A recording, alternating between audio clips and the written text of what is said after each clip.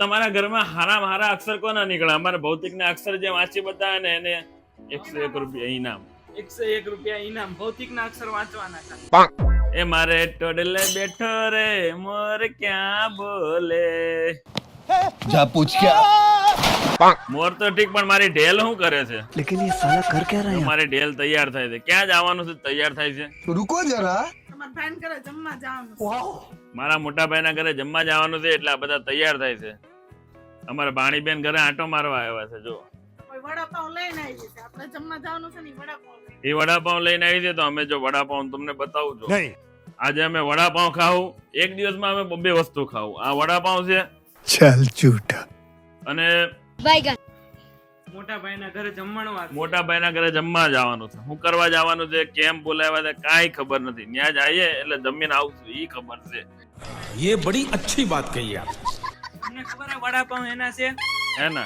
ગઈકાલે જે બ્લોગ મૂક્યો હતો ને ભેળનો, એમાં આપણે ડિસ્કસ કર્યું હતું કે વડાપાવ ખાવા છે કે ભેળ. આ વડાપાવ એના છે જે વડાપાવ બાકી રહી ગયા હતા. પણ આ તો વડાપાઉં લાવ્યું કોણ? એ તો આવી જાય, જાતે આવે, કોન્ટેન્ટ આવે, હાલીને આવે આપણી પાસે. गाड़ी स्टार्ट कर. જોયું, અમારા કન્ટેન્ટ અમારી પાસે હાલીને આવે. જે અમે કન્ટેન્ટ બનાવ્યો છે એ તમે જોવો કેવી રીતે બનાવ્યો છે, કેટલી મહેનત કરી છે અમે વડાપાઉં લાવવા હતું ને. આપણે અમારી મહેનત હતી.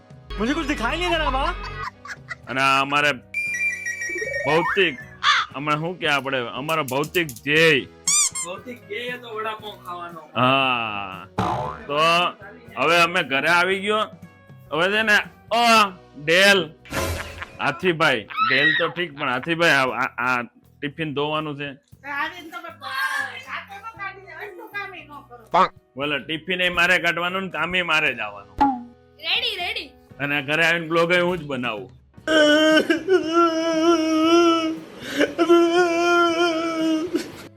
એમ નહીં, તમારા ટિફિન કાઢવામાં બળ પડે છે તો રસોઈ અમે જ કરીએ અને વાસણ અમારે જ ઘસવાના. અને તમારે કમાવા જાઓ ત્યાં પૈસા લાવો, એ પૈસા અમે ખર્ચવા જાય, મહેનત કોની? હા, જો સાચી મહેનત તો તમે જ કરો. સાચી મહેનત તમારી છે. હા, તમારા ઘરમાં સાચી મહેનત કોણ કરે? અમારા ઘરમાં તો સાચી મહેનત આ જ કરે, જાડી. એના શોપિંગમાં હે ને, શોપિંગ ખર્ચો ને. લો, હવે એક દિવસ મને એવું કે ખબર, હાલો તમારી ગંજીન ચડ્ડી લેવા જાવ. મેં કીધું હાલો ભાઈ, આજે નસીબ ખુલ્લા, ગંજીન ચડ્ડી તો આવશે.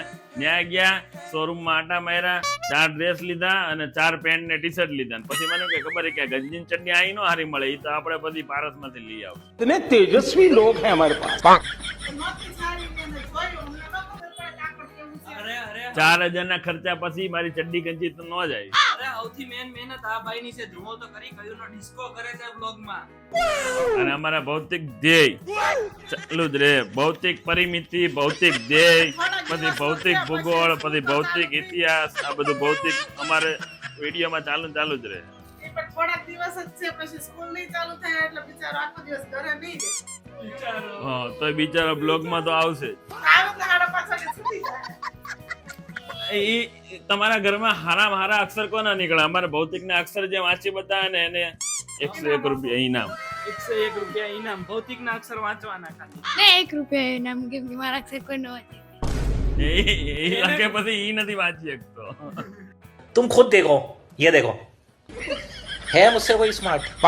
તો અમારે ભૌતિક પાછલી રૂમમાં વિયો ગયો છે. હવે એ લેપટોપ ઉપર બેસી જાય ગેમ રમવા. અને અમારે વડાપાઉં ની તૈયારી કરી લીધી છે ખાવાની, તો અમે ખાઈ લઈ. તો આવજો.